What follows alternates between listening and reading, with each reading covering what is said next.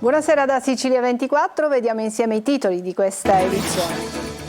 Droga ai VIP, arrestato Mario Di Ferro, il noto chef considerato il pusher della Palermo Bene. Tra i clienti anche l'ex presidente dell'ARS Miccichè che spiega ho la coscienza a posto. A fuoco il campo di grano di Libera Terra, nuova intimidazione alla cooperativa che a Naro gestisce un fondo confiscato alla mafia. Un incendio di origine dolosa ha distrutto ettari di terreno. L'economia siciliana è in ripresa. Il report presentato alla Banca d'Italia a Palermo segnala la crescita di edilizia e terziario, stagnante l'industria. Il reddito annuo delle famiglie è cresciuto del 5,6%, ma incide l'inflazione. Alta tecnologia per velocizzare i collegamenti ferroviari. Investimento a 11 miliardi nei cantieri per il collegamento Palermo-Catania-Messina, la tratta Palermo-Trapani e per la fermata all'aeroporto di Trapani-Birgi. La stazione della Marina Militare di Marista Eli festeggia i 60 anni dalla fondazione. La base catanese diventa centro di formazione degli equipaggi in volo. Sabato Open Day per i visitatori. Rinvenuti alla Civita di Catania tesori archeologici durante i lavori di riqualificazione di piazza Cardinale Pappalardo, ex Duca di Genova. I reperti appartengono all'epoca di Federico II.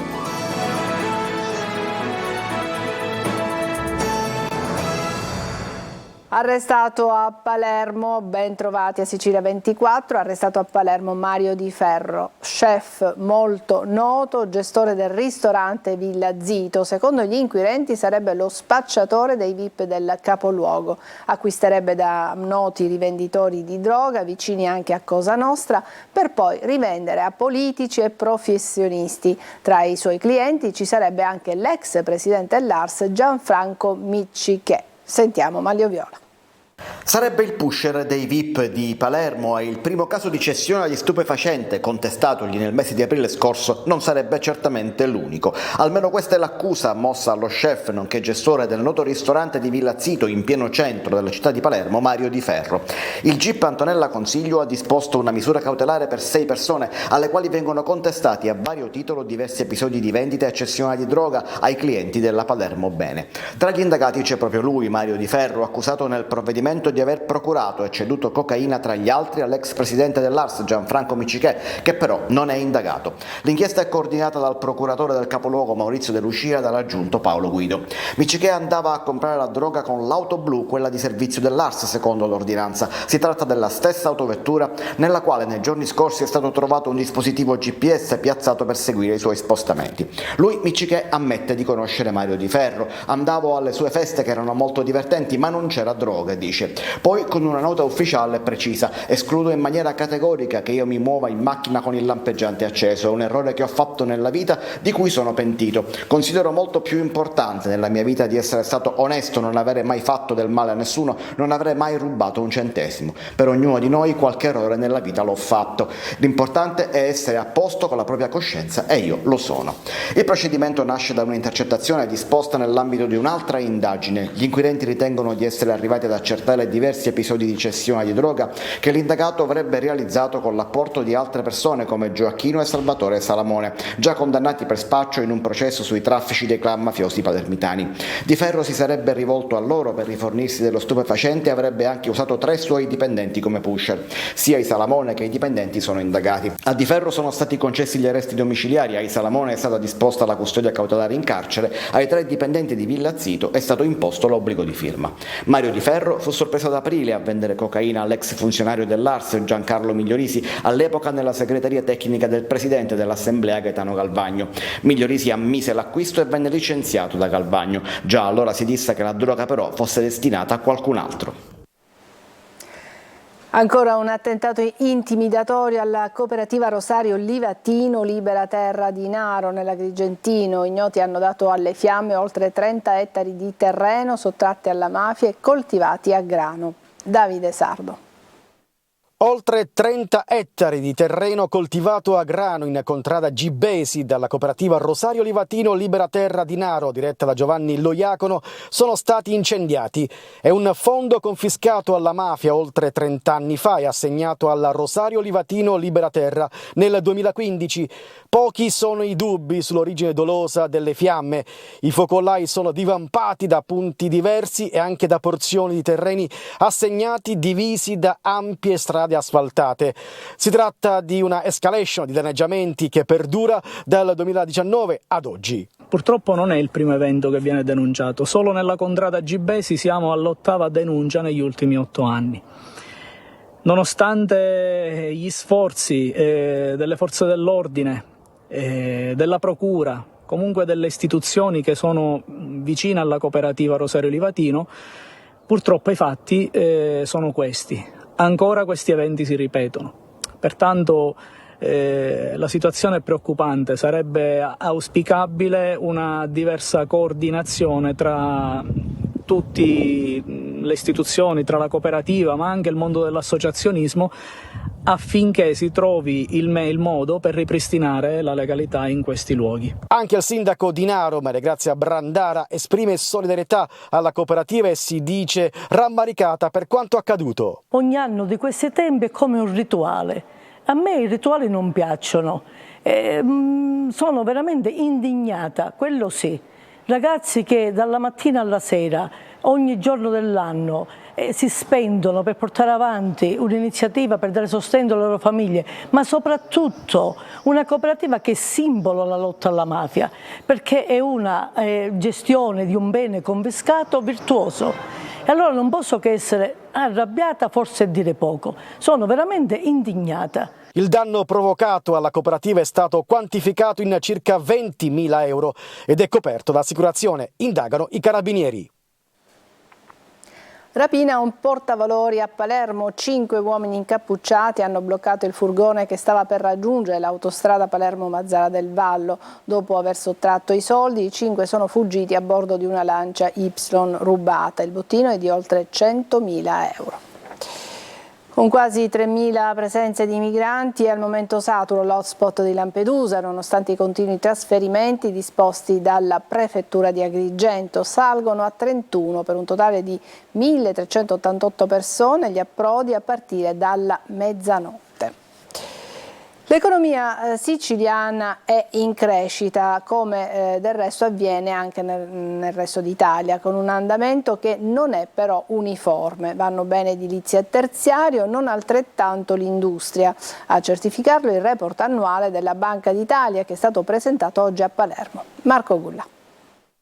L'economia siciliana cresce, la fotografia arriva dal report annuale della Banca d'Italia. Nonostante l'inflazione, l'economia dell'isola, secondo Banca d'Italia, è aumentata del 3,7%, in linea con la media nazionale. Una crescita che ha quindi consentito di recuperare quasi completamente la perdita di prodotto connessa con la pandemia. Molto bene l'edilizia, il settore terziario, il turismo infatti continua a fornire numeri positivi per la nostra isola. L'estrema sintesi del rapporto è che l'economia siciliana nel 2022 cresce in misura significativa in linea con il resto dell'Italia, più 3,7%, quindi non una crescita dello 0, a cui purtroppo eravamo abituati in qualche anno addietro. Non cresce uniformemente durante l'anno perché nella seconda parte dell'anno c'è un rallentamento, le cause sono presto dette, tensioni geopolitiche, l'incremento dell'inflazione, l'incremento dei tassi. Non cresce uniformemente per settori, crescono di più le costruzioni, cresce di più il terziario, il turismo, rimane piatta l'industria, ma quello che si può dire è che la crescita del 2021 e la crescita del 2022 hanno riportato il valore aggiunto dell'economia siciliana quasi completamente ai livelli prepandemici. Non cresce però l'industria, settore che non ha registrato passi di crescita. Il settore che segna una stagnazione rispetto all'anno prima è l'industria. L'industria registra un valore aggiunto simile a quello dell'anno prima. L'agricoltura, che pesa poco peraltro, ha un leggero decremento. Quello che cresce di più ovviamente sono le costruzioni e, come abbiamo detto, il turismo. Questo andamento positivo però non è stato omogeneo sotto il profilo temporale, perché verso la seconda parte dell'anno l'economia ha rallentato e non è stata omogenea neanche dal punto di vista dei singoli settori. Per alcuni settori è andata particolarmente bene, in particolare mi riferisco ai servizi, al turismo e alle costruzioni, che sono andati particolarmente bene. Invece nell'industria la situazione è rimasta stazionaria. Il primo trimestre del 2022 ha inoltre prodotto 24.000 posti di lavoro. Per la Banca d'Italia è un segnale assolutamente importante. Il reddito delle famiglie siciliane nel 2022 è cresciuto inoltre del 5,6%, ma l'elevato tasso di inflazione ne ha determinato una contrazione dell'1,3% in termini reali. I consumi hanno proseguito la ripresa avviata nel 2021. I rincari e il deterioramento del clima di fiducia hanno impedito il pieno recupero rispetto al periodo pre-pandemia. 11 miliardi per velocizzare le tratte ferroviarie in Sicilia. Sarà utilizzata la nuova tecnologia definita BIM nei cantieri per il nuovo collegamento Palermo-Catania-Messina, per la tratta Palermo-Trapani e per realizzare la fermata all'aeroporto di Trapani-Birgi. Natale Bruno. Valgono 11 miliardi i cantieri per realizzare il nuovo collegamento ferroviario Palermo-Catania-Messina, per velocizzare la Palermo-Trapani via Milo e per realizzare la fermata all'aeroporto di Trapani Birgi, su un totale di 50 miliardi di investimenti di rete ferroviaria italiana in corso in tutta Italia. Avranno un fortissimo impatto sull'economia siciliana, ma per realizzare in tempi adeguati i piani di alta velocità servono le talbe BIM, ovvero frese meccaniche spesso utilizzate per spianare la strada alla metropolitana nelle città. Parola di Filippo Palazzo, il commissario straordinario per la Palermo-Catania-Messina. È uno strumento nuovo che digitalizza l'intero progetto, e quindi da questa digitalizzazione si può tirar fuori una serie di risposte molto interessanti. Oltre che la progettazione serve anche per il controllo dei lavori, utilizzando strumenti moderni che vanno dai classici computi metrici rilevati a mano fino all'utilizzo dei droni per riprendere delle situazioni che, appunto, essendo poi riscontrabili con un progetto digitalizzato, è possibile fare anche un avanzamento dei lavori molto interessante. È uno strumento molto utile anche per il controllo e per l'informazione che possiamo avere tutti, anche il semplice cittadino può, collegandosi ad alcuni siti che sono in via di implementazione, in via di consolidamento, può avere notizie aggiornatissime sul tipo di lavoro e a che punto siamo arrivati. Il presidente di ANCE Sicilia, spiega l'associazione dei costruttori, ha avviato un'interlocuzione con WeBuild, ex Gruppo Salini, il principale appaltatore dell'alta velocità nell'isola, e nei prossimi giorni sarà organizzato un incontro con lo scopo di individuare per ogni territorio tutte le imprese specializzate associate ad ANCE Sicilia che possono concorrere a comporre le filiere. Il nuovo collegamento Palermo-Catania-Messina è stato tutto appaltato e le prestazioni sono state consegnate per tutti i lotti, sia per i 6 lotti della Palermo-Catania, sia per i 2 lotti della Catania-Messina, quindi sono tutti operativi. Per gestire i cantieri aiutati dalla nuova tecnologia BIM serviranno almeno 10.000 maestranze e centinaia di imprese da formare in filiere specializzate e dedicate. Il TAR Etneo ha rigettato il ricorso contro la costruzione della nuova cittadella giudiziaria in Viale Africa a Catania. Lo rendono noto gli assessori regionali all'economia Marco Falcone e alle infrastrutture Alessandro Aricò. A Messina c'è il rischio che il porto di Tremestieri diventi una incompiuta. I lavori sono fermi da mesi, il Ministero delle Infrastrutture sta revocando un finanziamento a 17 milioni e per l'aumento dei costi dei materiali l'importo per la realizzazione aumenta del 60%. Naturalmente non mancano le polemiche. Francesco Triolo. Un intero litorale sventrato. Nella zona sud di Messina un porto, quello dei Tre Mestieri, che nella progettazione iniziale del 2009 avrebbe dovuto liberare definitivamente in pochi anni la città dal passaggio delle auto e dei mezzi pesanti che devono traghettare. Ed invece quella mega opera fondamentale per Messina rischia di diventare un'incompiuta. Ad oggi è stato completato appena un quarto dei lavori previsti, una lentezza che ha fatto aumentare nel frattempo anche i costi. La nuova stima per il completamento dell'opera è di 43 milioni, una somma che si aggiunge a quella originale di 72 milioni. Oggi, in sostanza, il porto dei Tre Mestieri costerebbe il 60% in più di quanto stanziato 15 anni fa. La causa è da ricercare nell'aumento dei costi dei materiali, ma anche nella lentezza con cui si è sviluppata tutta la fase di progettazione, affidamento e realizzazione. Ed in bilica adesso ci sono altri 17 milioni di fondi che non spesi, sono oggetto di una revoca da parte del Ministero delle Infrastrutture, e non sono poche le polemiche che si sono scatenate in città. Viene sancito di fatto che il porto dei Tre Mestieri, l'opera e l'infrastruttura più importante di questo territorio, è un'incompiuta. Da diversi mesi, probabilmente da un anno, diciamo, come Will Trasporti, che quel cantiere è deserto ed è fermo.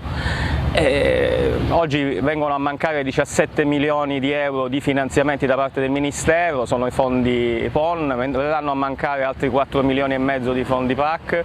Getta acqua sul fuoco invece l'amministrazione, che rinvia all'autorità portuale, pronta comunque ad inserire a bilancio i fondi necessari se dovessero essere revocati. Normalmente quando si fanno delle affermazioni si parla con carte alla mano, purtroppo in questa città si vive molto di superficialità, indipendentemente dal ritiro del finanziamento o meno. L'autorità di sistema ha una convenzione con il Comune di Messina siglata nel gennaio 2018 che prevede il cofinanziamento per la somma di cui stiamo parlando, per cui mi verrebbe da dire, per citare qualcuno importante, tanto rumore per nulla.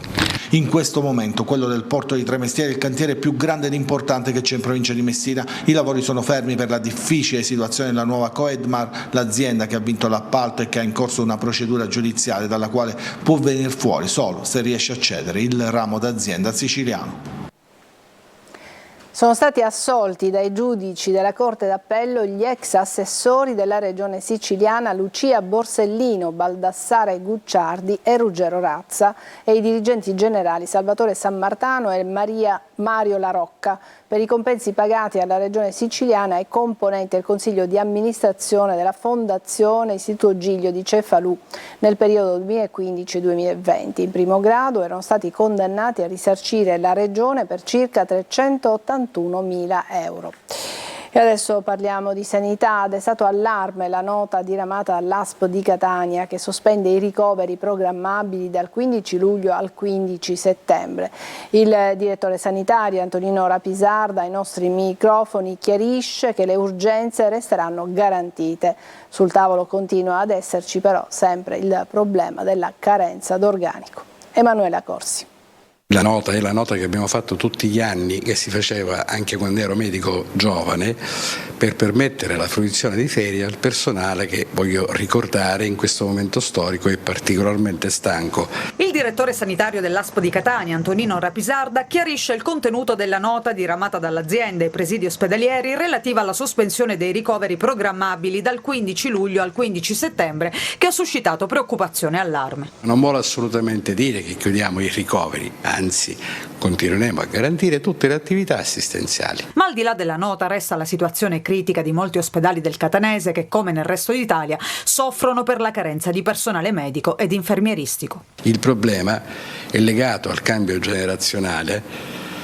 Ci sono stati adesso tutti i pensionamenti di tutti quelli che erano entrati 40 anni fa e non ci sono in numero adeguato quelli che possono sostituirli. Se da un lato c'è stato l'aumento dell'offerta sanitaria pubblica con l'inaugurazione dell'ospedale San Marco e la riapertura del pronto soccorso di Giarre, dall'altra, spiega Rapisarda, si sta lavorando per superare la carenza di personale riformulando l'offerta.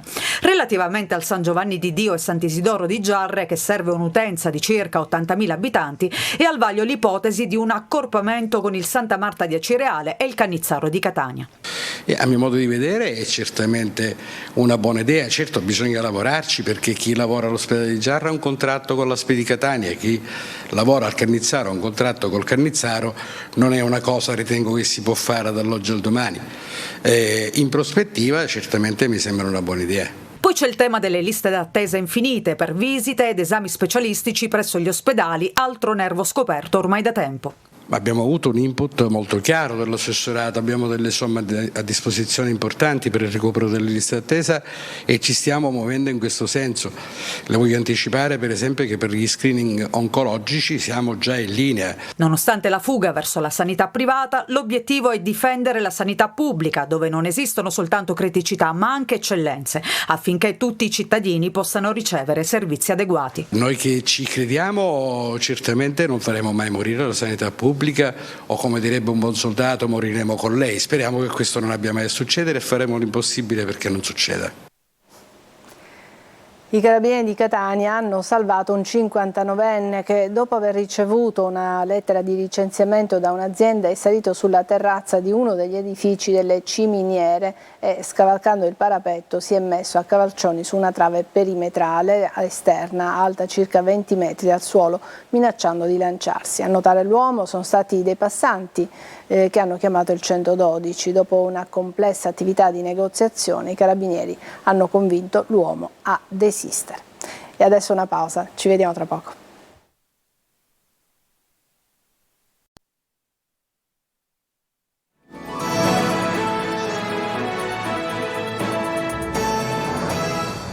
Eccoci rientrati in studio. Marista Eli, la stazione elicotteri della Marina Militare di Catania, compie 60 anni. Oggi la celebrazione dell'anniversario alla presenza dei comandanti in capo delle forze armate. Sabato sarà aperta al pubblico per l'Open Day.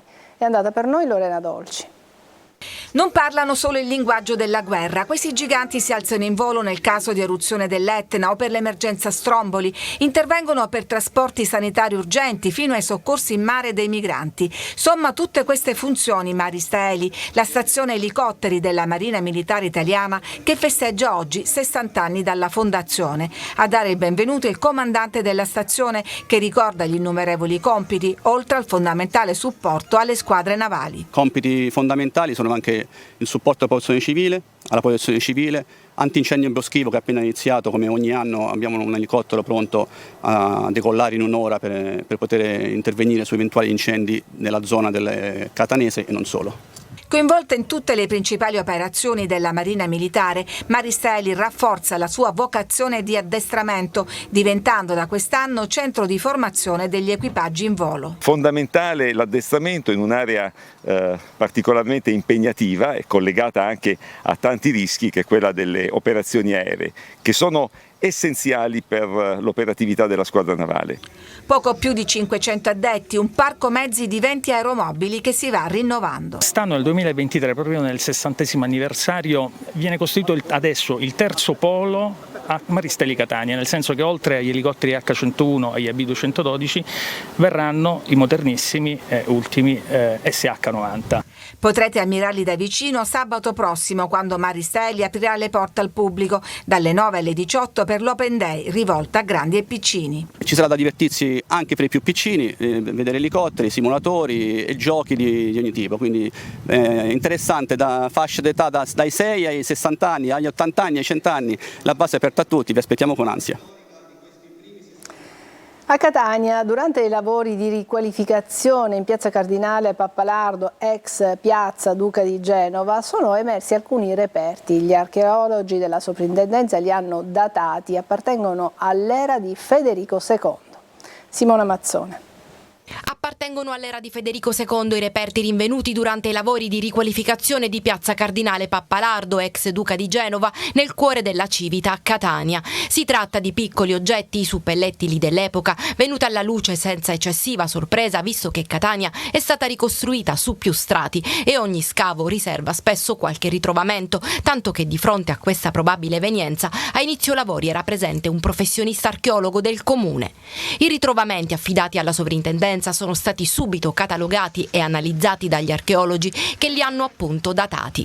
In particolare si tratta di frammenti di maioliche, le state vedendo nelle immagini, risalenti al periodo tra il XII e il XIII secolo. Nel cavo di una scodella è dipinto lo stemma di una famiglia nobiliare, pare sia quello degli Asburgo. Inoltre le strutture venute alla luce sono forse collegate con il medievale porto saraceno e gli scavi proseguono, magari per rinvenire altri tesori storici, come non si arrestano i lavori di riqualificazione della piazza. Si procederà con un lavoro stratigrafico, quindi degli scavi a mano per ovviamente valutare la natura dei ritrovamenti che sicuramente risalgono all'epoca federiciana, medievale, quindi 1200-1300, mentre nel resto della piazza si faranno circa 6-7 saggi a random per valutare eventuali altri ritrovamenti. Anche questo fa parte di quei progetti di riqualificazione che riguarda diverse piazze cittadine, lavori interamente finanziati con fondi comunitari. Qualora dovessero essere rinvenuti, oltre agli oggetti, anche ambienti, il progetto iniziale potrebbe variare in itinere. Si faranno delle valutazioni successive, come si è detto la direzione è disponibilissima a eventualmente modificare il progetto, saranno valutazioni che faremo successivamente. Allo stato dell'arte non c'è questa necessità. E chi spera che la piazza possa tornare ad essere un grande parcheggio non può essere accontentato. Sarà una piazza riqualificata all'insegna del green, con alberi, aiuole, e anche lo stesso materiale sarà, di pavimentazione, sarà un materiale drenante, anche perché sono state utilizzate risorse per trasformare questa piazza in una piazza permeabile che certamente piacerà ai residenti ma anche ai cittadini. Se la sovrintendenza lo reputerà necessario, alcune porzioni dell'epoca ritenute interessanti potrebbero essere lasciate visibili, circondate da una cornice naturale. Ancora una breve pausa e poi il calcio.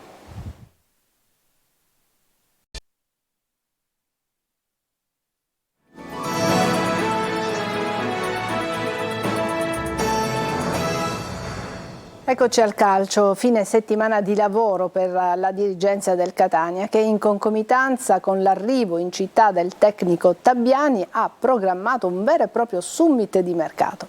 Angelo Gagliano. La full immersion servirà per gettare le basi del nuovo Catania, il primo fine settimana di luglio, che solitamente apre le vacanze estive. In casa rossazzurra sarà invece dedicato alla pianificazione del mercato. Si comincia venerdì pomeriggio e si andrà avanti almeno fino a sabato mattina. Carra, Grella, Laneri e Tabbiani saranno dunque allo stesso tavolo per disegnare, come detto, la squadra per la prossima stagione. Un lavoro profondo che inizierà dalle conferme, che saranno poche, e di questo gruppo dovrebbero fare parte, oltre a Castellini e Lorenzini, anche Chiarella, Rapisarda, Rizzo, Russotto, Palermo, De Luca e Sarao. Difficile la permanenza in rosso-azzurro del giovane portiere Beters, mentre per Vitale si aspetta la Sampdoria. Il destino di Giovinco è invece legato alle scelte tecniche e tattiche di Tabbiani. Nel corso del vertice di mercato si discuterà anche del futuro di Ciccio Lodi. Il capitano ha comunque un confronto diretto con la dirigenza etnea. Fatta questa premessa, appare chiaro che il Catania dovrà operare sul mercato in maniera profonda, a cominciare dall'estremo difensore. Se dovesse partire, come sembra anche Beters, vicino al trasferimento al Palermo, serviranno infatti due portieri. Radiomercato accosta al club rossazzurro Davide Marfella, nell'ultima stagione terzo portiere a Napoli. La costruzione della squadra per il prossimo anno richiederà comunque interventi in ogni reparto. In difesa, oltre a due laterali sinistri, serve anche l'alternativa a Rapisarda a destra e almeno due centrali. In mezzo al campo sono insistenti le voci di un ritorno a Catania, la sua città, di Kevin Biondi, ma almeno per il momento di concreto c'è poco. Dal futuro di Lodi dipenderà il resto. Diversi nomi accostati alla club rossazzurro per la mediana, tra questi c'è anche quello di Sevo Cico, che ha però caratteristiche più offensive. Sul giovane di origine albanese ci sarebbero anche Picerno e Avellino, ma la spesa per il centrocampo prevede altri due acquisti almeno. In avanti servono, oltre a due attaccanti centrali, almeno due esterni. Il cantiere Catania, come detto, è aperto e dal 1 luglio arriveranno le prime novità. È tutto per questa edizione di Sicilia 24. Grazie per averci seguito. Buona serata.